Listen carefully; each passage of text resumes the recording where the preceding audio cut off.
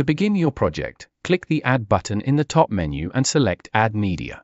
Browse your local files and select the images and videos you want to include. You can import multiple files at once to streamline your workflow. Wait a moment while the application processes and optimizes your media for the timeline. Once the loading is complete, your clips will appear in sequence at the bottom of the screen. If you need to make adjustments, right-click any segment on the timeline. This allows you to change the playback speed, move clips forward or backward to reorder them, or delete a segment entirely.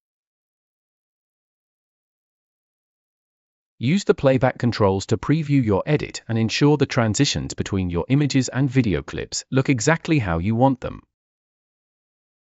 When you are ready to finish, click the Export button and choose Export Video. The app will then generate and process your final file.